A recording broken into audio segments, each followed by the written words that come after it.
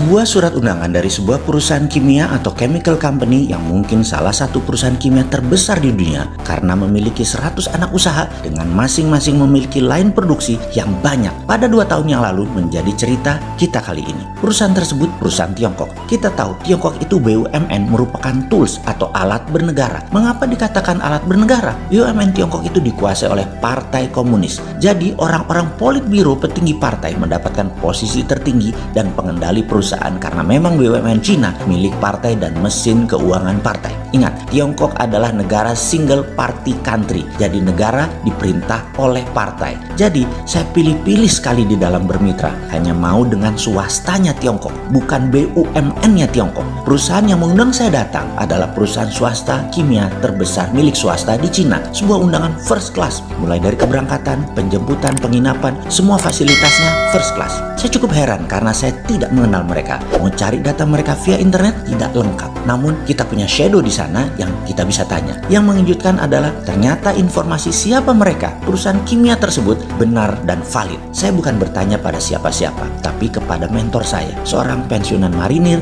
yang lama bersama lembaga bayangan internasional. Dia mengatakan, datangi dan selalu bodoh, keep stupid. Tanpa berpikir panjang, saya berangkat. Saya lompati ceritanya. Sampailah di hari terakhir di mana ada acara di luar agenda. Salah satu dari 7 petinggi politbiro PKC Partai Komunis Cina yang posisinya hanya 1 lapis di bawah Xi Jinping minta waktu bertemu dengan saya. Bertemu santai dalam diskusi sambil makan malam. Makan malam pun diatur, disiapkan di puncak gedung tertinggi milik perusahaan tersebut di lantai 52. Mereka memiliki 17 gedung, di mana kantor dan tempat tinggal dibuat berdekatan sehingga karyawan dekat ke kantor, namun pabrik yang 100 ada di seluruh Cina. Dikatakan, kalau makan di restoran umum, bisa-bisa ada foto atau dokumen-dokumen yang tidak boleh diketahui publik. Jadi makanannya harus di dalam kantor. Lalu di set up dinner tersebut, di mana ada sebuah kebiasaan di Tiongkok. Formasi duduk menunjukkan siapa tamu utama, siapa tuan rumah, dan lain sebagainya. Di sisi utara adalah sisi terhormat. Jadi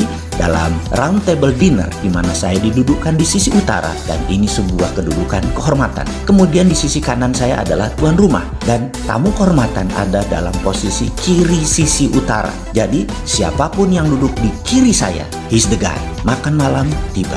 Saya masuk ke ruangan. Semua berdiri dan saya duduk di sisi utara. Di sisi kiri saya, bangku masih kosong.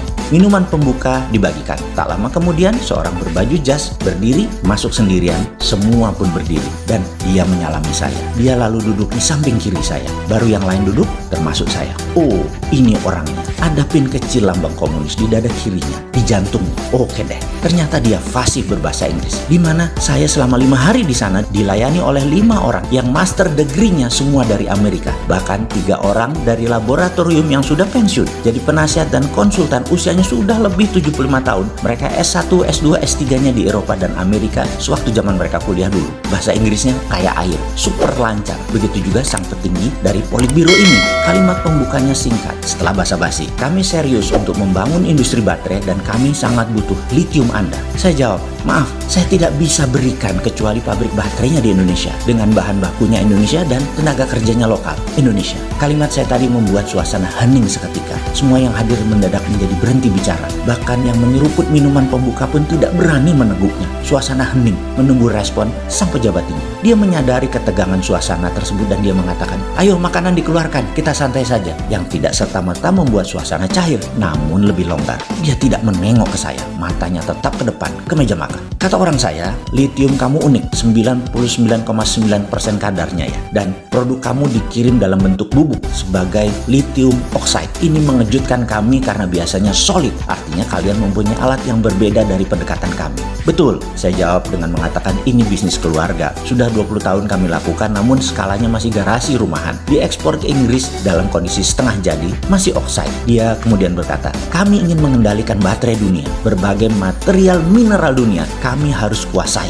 Demikian arti yang saya tangkap, walaupun secara eksplisit, secara Secara perkataan, dia tidak mengatakan persis seperti itu. Lalu untuk baterai ini bukan baterai penyimpanan biasa yang hanya bisa menyimpan energi 1 dari 2, tapi bisa menyimpan dan menghasilkan 5 dari 2. Ada fusinya, katanya menjelaskan rinci yang saya pahami maksudnya. Misalnya, dia menciptakan power bank untuk rumah, perlu 5000 watt. Maka baterai di-charge 2 jam dengan teknik fusi, maka 2 jam tadi cukup untuk memproduksi 5000 watt dan disimpan yang bisa dipakai seharian. Yang saya heran adalah mengapa dia harus turun tangan ya? Apa karena 5 hari ini saya hanya diam, keep stupid, juga ngotot tetap berpendapat bahwa pabrik harus di Indonesia, bahan baku dari Indonesia, tenaga kerja harus Indonesia. Dia hadir menjadi efek penggentar gitu ya, mau menekan atau mau membeli saya. Bagi saya, kalau mereka setuju dengan usulan saya, maka kita bisa mengcopy dan nanti buat sendiri. Indonesia jadi jawara baterai dunia. Sementara Cina dengan baterai ingin lepas dari ketergantungan energi dari batu bara dan minyak bumi.